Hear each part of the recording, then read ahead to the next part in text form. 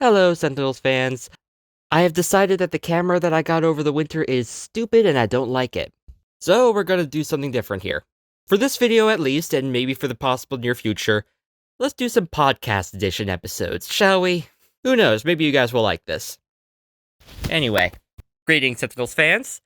Let's keep going on the Rook City Renegades content. So, let's look at Mr. Fixer's deck in two versions of the game. Harry Slim Walker is our resident martial arts expert, master of kung fu, dispenser of wisdom, and blind as a bat. He has his skills and a small arsenal of improvised weaponry.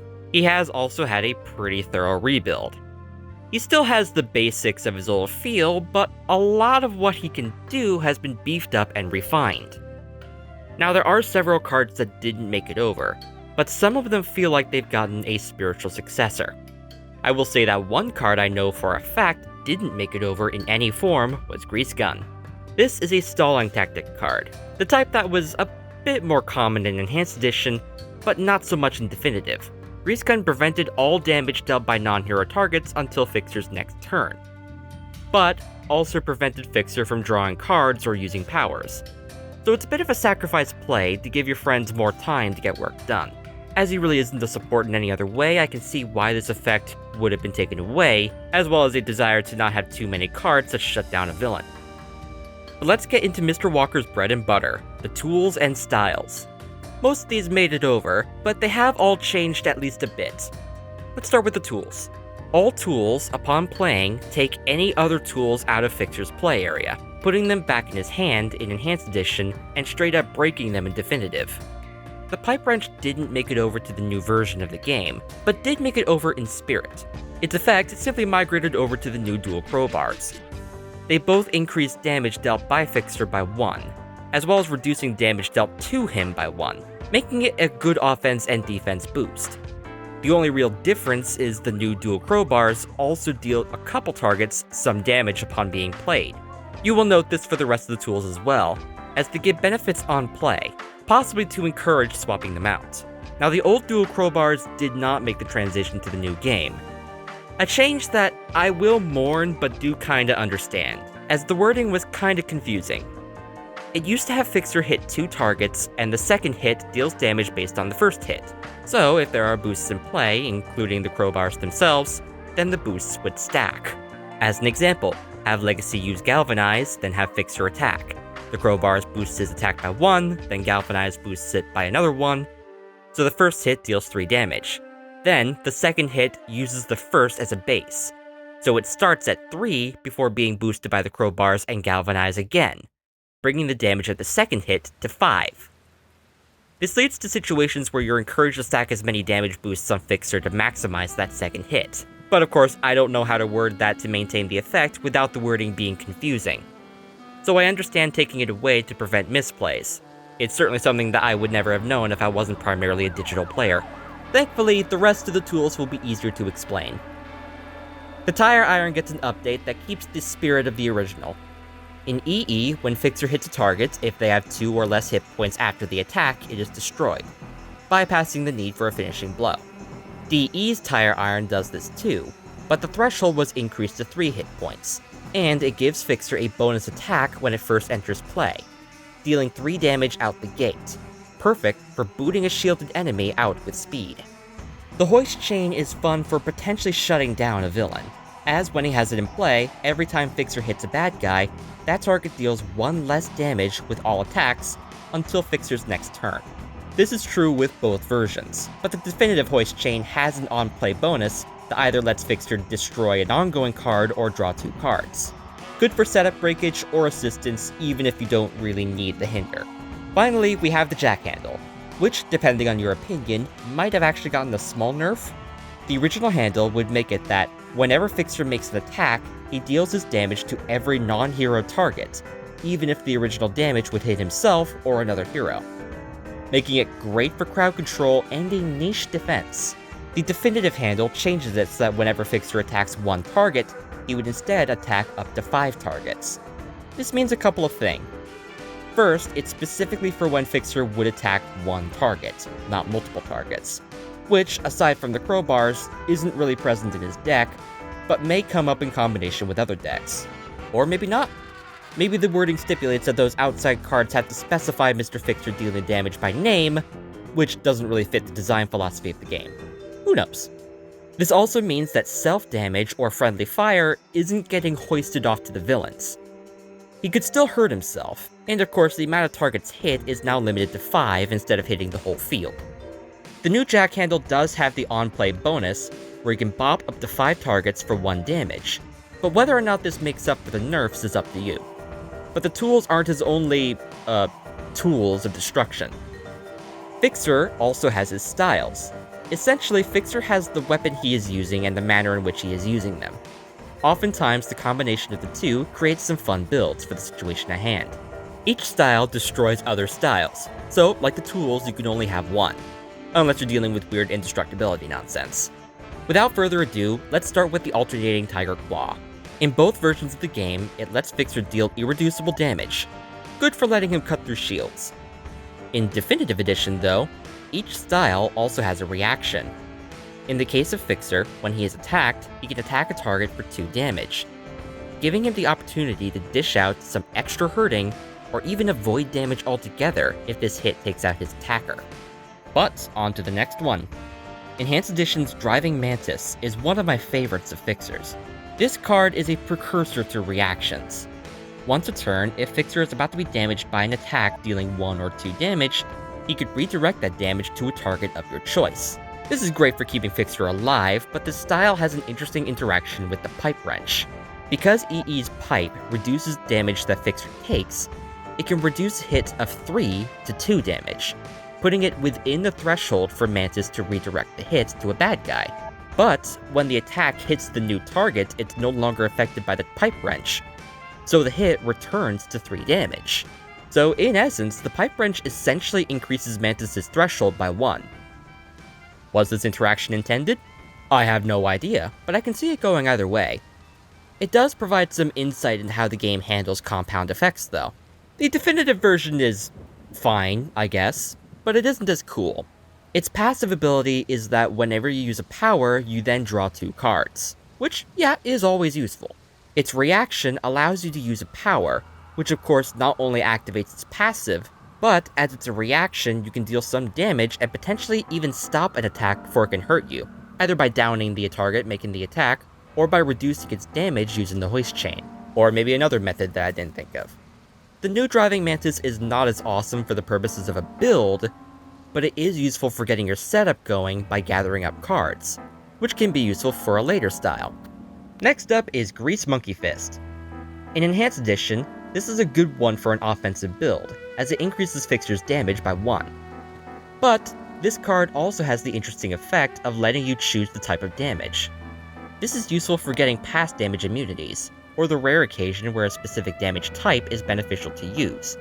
Say, for example, you decide to hit Absolute Zero in order to heal him.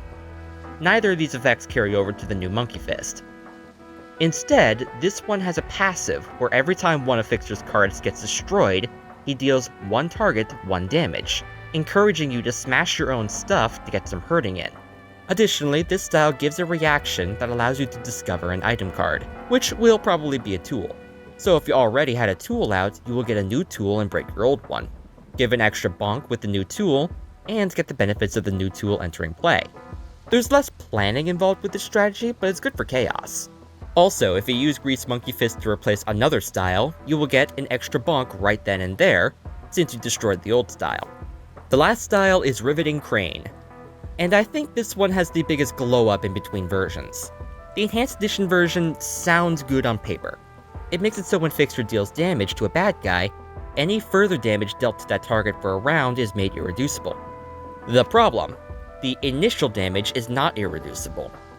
Fixer's character power deals 1 damage, and using the crane implies that you intend to use it on targets that have shielding. So, at minimum, you need some kind of boost for this style to work at all.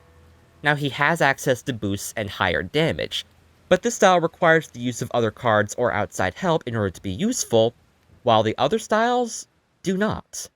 If this card is going to be mutually exclusive to the other styles, then it's going to compete with the other styles for usefulness. Now, in the rare case where the enemy has shielding, your team doesn't have ongoing destruction, and Fixer can overwhelm that shield, then Riveting Crane is really useful. It's just that particular situation is not going to happen a lot, whereas Monkey Fist is always going to be useful to you. But, look at Riveting Crane in Definitive Edition and you have quite the change. When Definitive Crane is in play, whenever Fixer discards a card, he deals 1 target, 1 damage. He also gets a reaction that allows him to discard up to 3 cards. This, of course, means you can get some more bonks in, and more damage is always nice, but it's actually a bit more potent than that. This is up to 3 separate attacks, all at the same time, and each one of those attacks gets boosted by your tools and other modifiers. My favorite combo with Definitive Crane is Hoist Chain. Every time you hit an enemy with the chain, they will deal less damage. Getting 3 extra attacks in a row means you can drop so many hinders on the bad guy that he will be unable to deal any damage. This can be a potentially game-breaking combo, especially if you're able to keep Fixer supplied with cards, which isn't trivial, but isn't particularly hard either. Even if you don't have the chain and instead have the crowbars out, 6 extra damage is nothing to sneeze at, especially if you can use that damage to knock out your attacker before they can hit you. So that's all of Fixer's main kit, but we do still have some other bits of setup. First is Toolbox. In Enhanced Edition, when the Toolbox is played, it makes Fixer draw 2 cards, and then at the start of Fixer's next turn, the box is returned to his hand. This, of course, helps speeds up Harry's setup via card draw, but it also provides something to play if you don't have anything better to put down.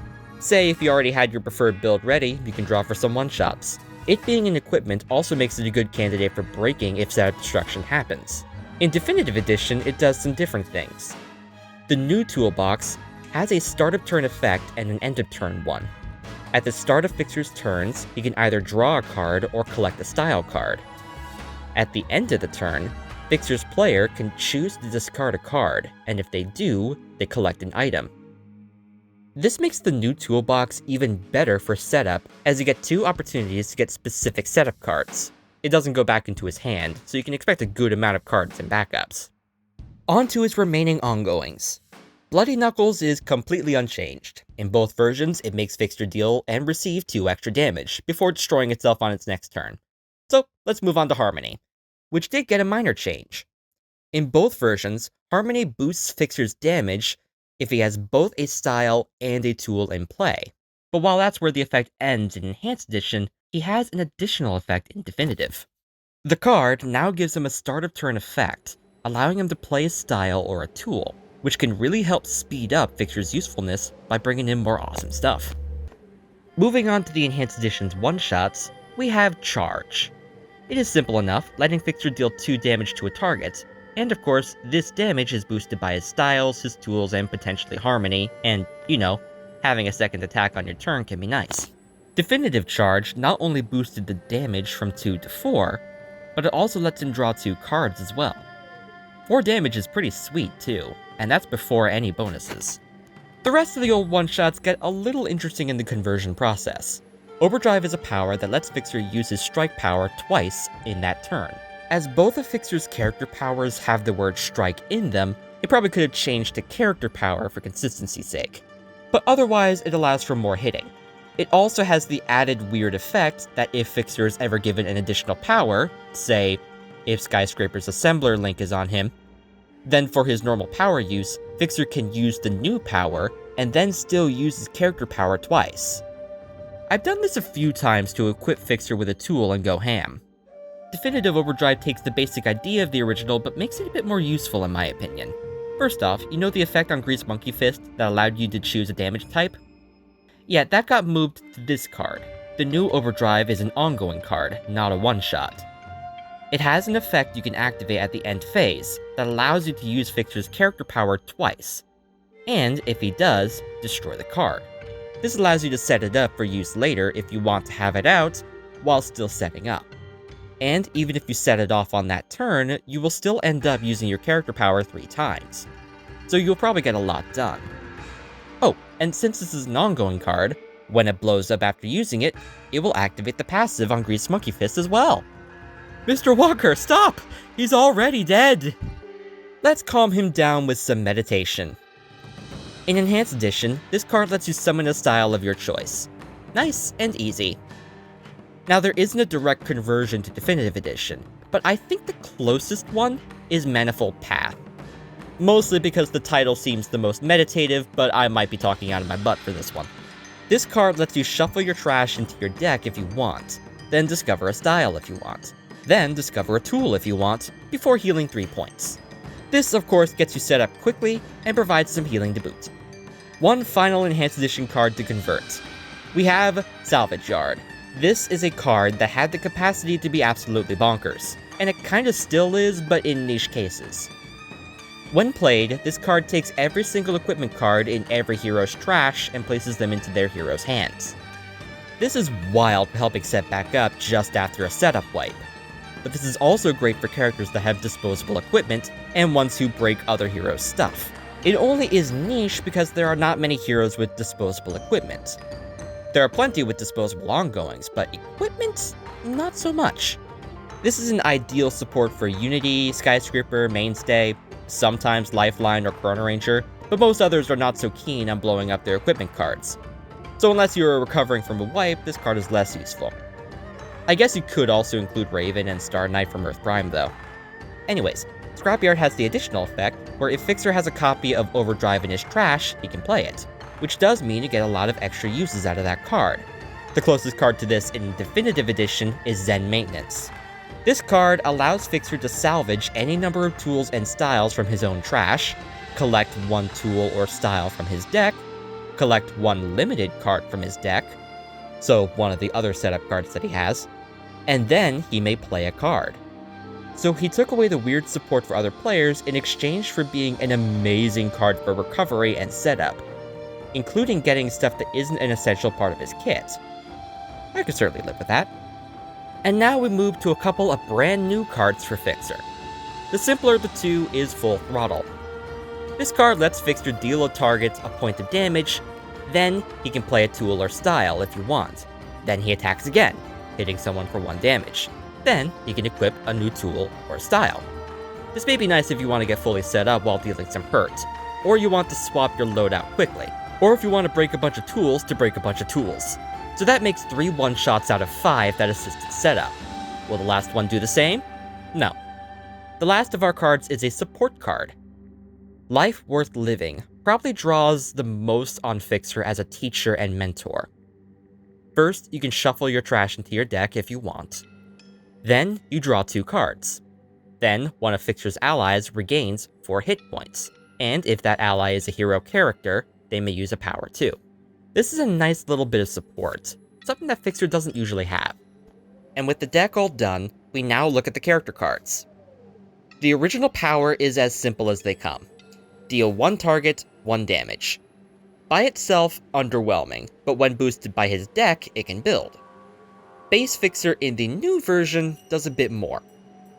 First, it deals 1 target 2 damage, and just that little bit more hurting can be a lot. But after that hit, Fixer then gets to collect tool from his deck, allowing you better ability to set up by grabbing stuff you might need so you can play it later. The other variant that EE Fixer had was the Darkwatch version. This one dealt 3 damage to a target, but you had to destroy a hero ongoing or equipment after the hit. Now you can be nice and break your own stuff to do this, but then you stop your ability to construct a build, losing the big benefits of the character for a little bit of extra damage. So players will have to coordinate with their team to figure out some dead plays or temporary ongoings to sacrifice to Fixer's bloodlust. Now the effect is basically the same in Definitive Edition, with the added choice of either break a hero's setup card, or Fixer discards a card from his hand. But even if the discard option wasn't present, the changes in his own deck, as well as the game around him, have gone a long way towards fixing the issues of the power. Fixer has so much more ability to set up with his own deck that he is capable of outpacing his own setup destruction. And since the deck is quietly encouraging you to swap out tools and styles anyway, this power just leads to more of that. But you can go ahead and break your teammates' stuff too. And while what I said earlier about temporary ongoings and dead plays still apply, there are more options for the destruction of ally cards to be actually helpful. Just look at the other members of Darkwatch. Sure, Night Mist might not get anything out of Fixer breaking her stuff, but Expat can end up with surplus items hanging around for Mr. Walker to use as a club. Setback might have some unlucky cards, but no lucky cards to capitalize off of them, so you can break them to avoid the negative effects from them. And you can scare off one of Harpy's birds to make it so that you don't have to have Harpy pay the cost to maintain them, as well as get the potential benefits from scattering the flock. Even Alpha can benefit from losing some cards if she is growing out of control, so this power has gotten a lot of mitigation and side benefits without really having to change much. And of course, DE Fixer has two other versions as well. His first appearance variant, or at least his first appearance as Mr. Fixer, lets him deal a target 1 damage as well as give an ally 2 card draws. That's a nice support. His last variant is his original form as the Blaxploitation era hero, Black Fist. You can probably see the tonal difference here. More carefree, more concerned with looking cool. So it does make sense that this power lets Fixer summon a style before dealing 2 damage to a dude. As a summon, it's a bit more immediate than base's collect, but I find the tools more useful, so I think it balances out. Fixer didn't get quite the overhaul that Bunker or Expatriate did, but he still got some significant changes. His enhanced version was more about making a build out of his tools and styles, and sometimes adjusting as the situation changed or setup cards become available. Definitive Fixer encourages a lot more swapping out your stuff, but it doesn't do it so heavily that it takes away the static build idea. You can even do things where you drop out of your preferred build, then drop back in after. Just bop bam, bop bam. But of course, you still get enough to do if you have a build and want to stick to it. All in all, a wonderful update to another character I love to play. And that's it! I hope you have enjoyed this dive into Fixer's deck. Take care, friends, and keep saving the multiverse.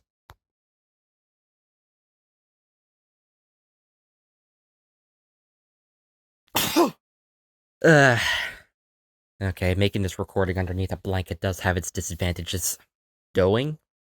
Either by doughing the target? Weird.